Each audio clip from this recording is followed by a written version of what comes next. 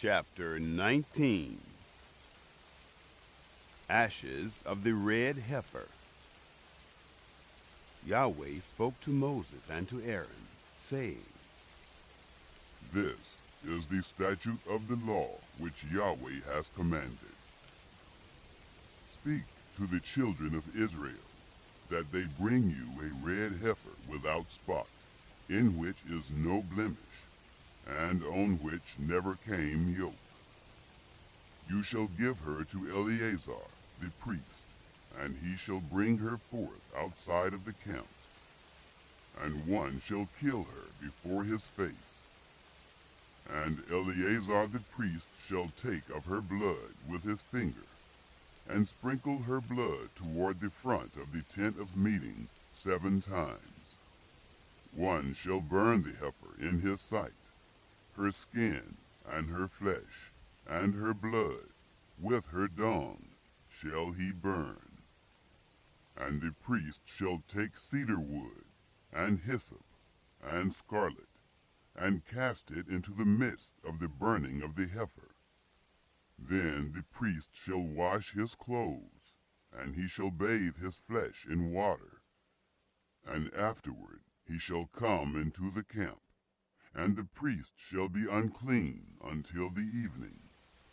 He who burns her shall wash his clothes in water, and bathe his flesh in water, and shall be unclean until the evening. A man who is clean shall gather up the ashes of the heifer, and lay them up outside of the camp in a clean place, and it shall be kept for the congregation of the children of Israel, for a water for impurity. It is a sin offering. He who gathers the ashes of the heifer shall wash his clothes, and be unclean until the evening. And it shall be to the children of Israel, and to the stranger who lives as a foreigner among them, for a statute forever. Purification of the unclean. He who touches the dead body of any man shall be unclean 7 days. The same shall purify himself with water on the 3rd day, and on the 7th day he shall be clean. But if he doesn't purify himself the 3rd day, then the 7th day he shall not be clean. Whoever touches a dead person, the body of a man who has died, and doesn't purify himself, defiles the tabernacle of Yahweh, and that soul shall be cut off from Israel, because the water for impurity was not sprinkled on him. He shall be unclean. His uncleanness is yet on him. This is the law when a man dies in a tent. Everyone who comes into the tent, and everyone who is in the tent, shall be unclean 7 days. Every open vessel, which has no covering bound on it, is unclean. Whoever in the open field touches one who is slain with a sword, or a dead body, or a bone of a man, or a grave, shall be unclean 7 days. For the unclean they shall take of the ashes of the burning of the sin offering, and running water shall be put thereto in a vessel.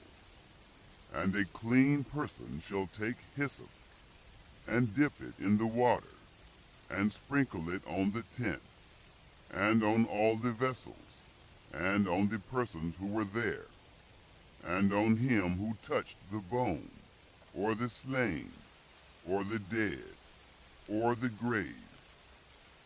And the clean person shall sprinkle on the unclean on the 3rd day, and on the 7th day.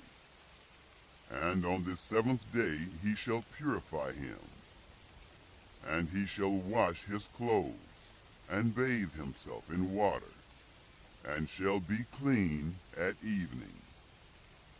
But the man who shall be unclean and shall not purify himself, that soul shall be cut off from the midst of the assembly, because he has defiled the sanctuary of Yahweh. The water for impurity has not been sprinkled on him. He is unclean. It shall be a perpetual statute to them. And he who sprinkles the water for impurity shall wash his clothes, and he who touches the water for impurity shall be unclean until evening. Whatever the unclean person touches shall be unclean, and the soul that touches it shall be unclean until evening.